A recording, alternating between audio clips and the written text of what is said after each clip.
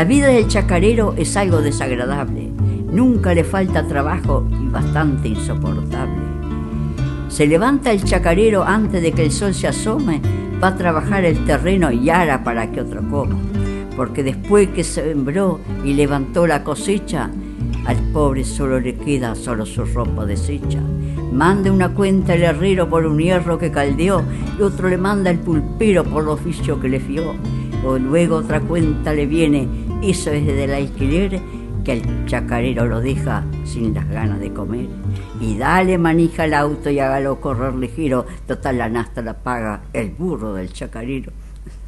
Y eso venía en la tierra.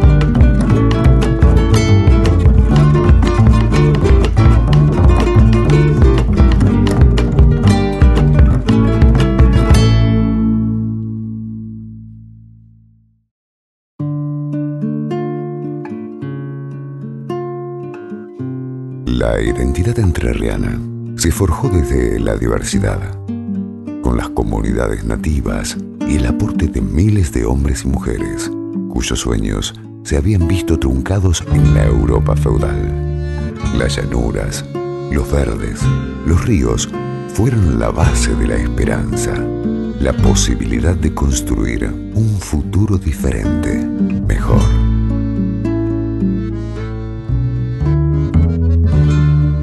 A inicios del siglo XX, el modelo de organización nacional, con Paraná como capital, llevó a la decisión inmediata de promover la inmigración.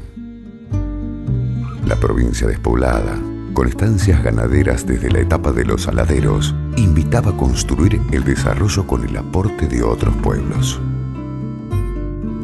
La publicidad en Europa entusiasmó a mucha población de diversos países, donde las consignas de igualdad y libertad no llegaban, donde el trabajo esclavista, la miseria económica y los conflictos bélicos perturbaban la vida sencilla de las familias.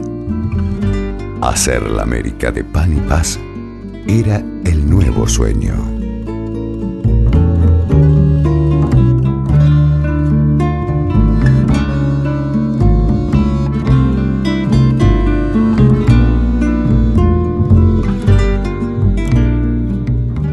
Entre Ríos tuvo una característica muy especial.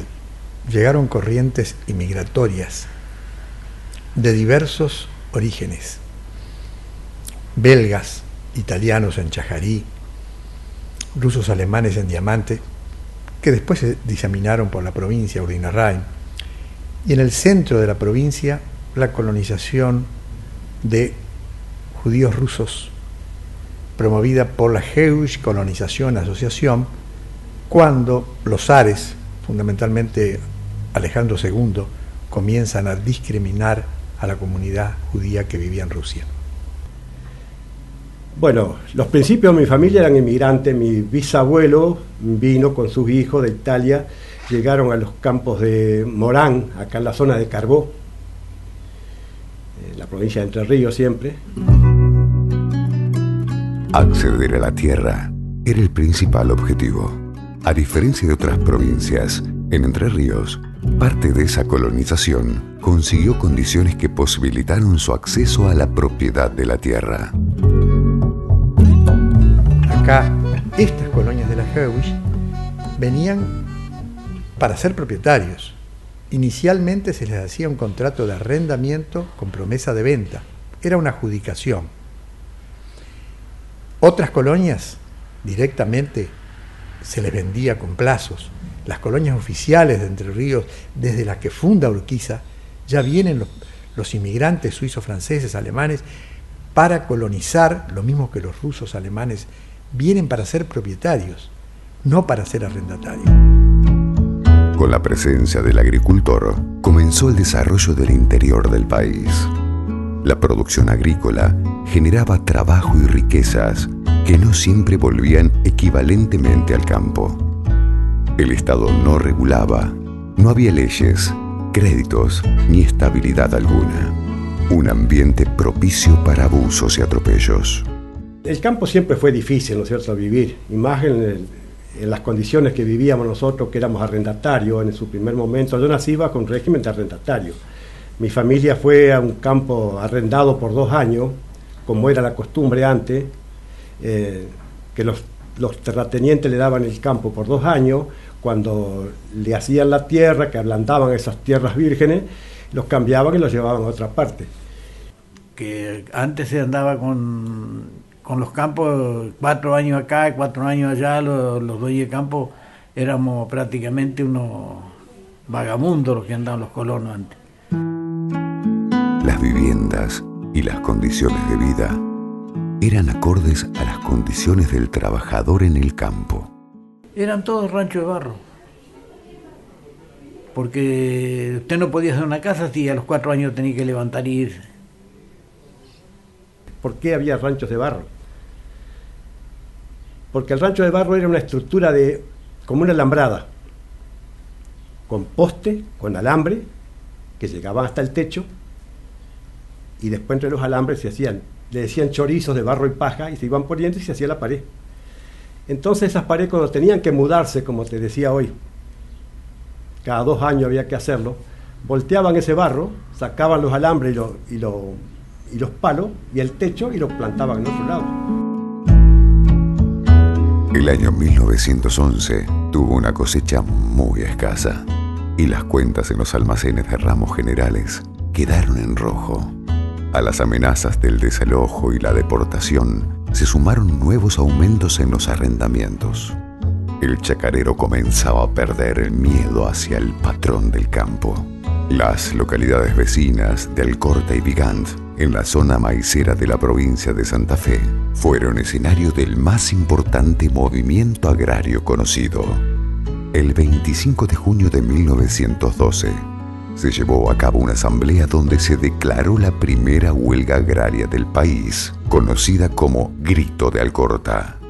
En los acontecimientos que siguieron en los días posteriores, se notaba la falta de una organización gremial que nucleara al hombre del campo desprotegido.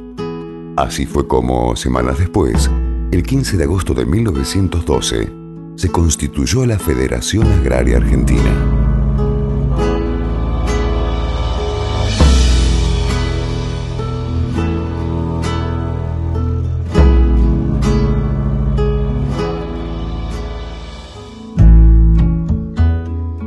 Villa Eleonora, más conocida como Irasusta, fue la primera colonia donde la historia reconoce una filial de Federación Agraria en la provincia de Entre Ríos. Ese galpón que hicieron con tanto esfuerzo todos los socios de la zona de Irasusta, donde acopiaban sus cereales, donde los carros cerealeros venían a dejar sus bolsas. El galpón estaba para todos los socios, ¿viste? Y ahí ponían cereales, se hacían reuniones, inclusive se hacían bailes, se hacían fiestas. Hasta cuando yo me casé hicimos la fiesta ahí en el galpón agrario. El galpón se levantó con plata que pusieron los mismos socios de Federación Agraria. Dice que cada uno puso 100 pesos y el que no tenía los 100 pesos ponía algunas fanegas de trigo. De esa manera levantaron el galpón. Y esa colonada fue la que fundó aquí, se juntaron, lo hicieron acá porque era el pueblito al lado de la estación, pero en realidad la mayoría toda gente de las chacras cercanas. Un poco como un salón social, porque venía el INTA a dar sus clases y sus charlas. Eso sí, yo estuve en algunas charlas del INTA, ya en ese tiempo veníamos a las charlas. Del INTA venían algunas damas que venían a dar clases de bordado, de quehaceres domésticos, costura.